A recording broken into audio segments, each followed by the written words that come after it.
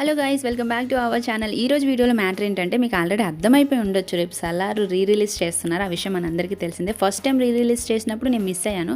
ఈసారి మాత్రం అసలు మిస్ అయ్యేదే లేదు. ఏదేమైనా మూవీ చూడాలి అని ఫిక్స్ అయిపోయాను నేనైతే. సలార్ మూవీకి వెళ్తున్నామంటే పేపర్స్ లేకుండా ఎలా వెళ్తాం మీరే చెప్పండి. అందుకే ఇప్పుడు పేపర్స్ కొనడానికి వెళ్తున్నాము. టైం చూస్తే నైట్ 10:30 అవుతుంది. మార్నింగ్ టైం అంతా కొంచెం బిజీగా ఉన్నమాట. అందుకే పేపర్స్ కట్ చేయించే టైం అయితే దొరకలేదు. ఇప్పుడు పేపర్స్ అమ్మే షాప్ దగ్గరికి వెళ్తే లేట్ అయింది కాబట్టి ఆ షాప్ కూడా క్లోజ్ ఉంది. ఇంకా ఎక్కడైనా పేపర్స్ దొరుకుతాయేమో అలా వెళ్తూ ఉన్నాము. కనీసం 1 kg దొరికిన చాలు, ప్రభాస్ ఎంట్రీ అప్పుడు వేద్దాం అనుకున్నాం, కానీ ఎక్కడ పేపర్స్ దొరకట్లేదు. అలా వెళ్తుంటే మాకు ఒక బిర్యానీ పాయింట్ కనిపించిందండి. అదేనండి 100 రూపీస్ 90 రూపీస్కి బిర్యానీ అమ్ముతారు కదా, ఆ షాప్ మాట. సో అన్న దగ్గరికి పోయి పేపర్స్ ఉన్నాయి కదా అని అడిగాము.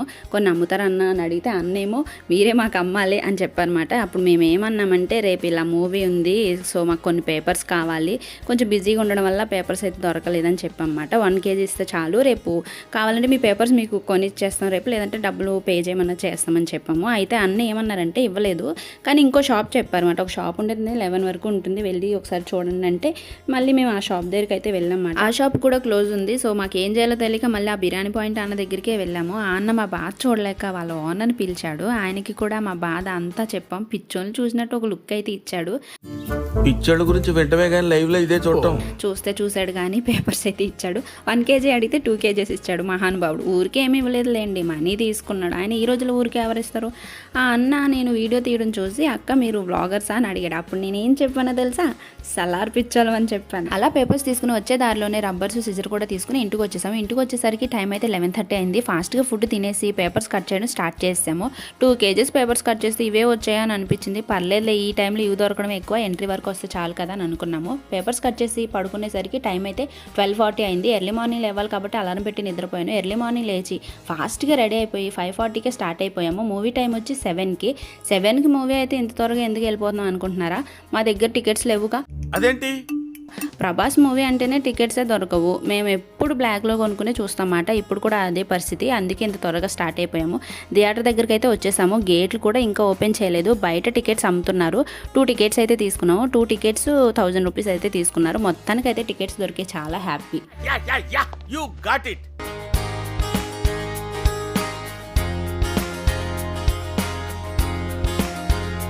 నేదడిపోతావేంటి?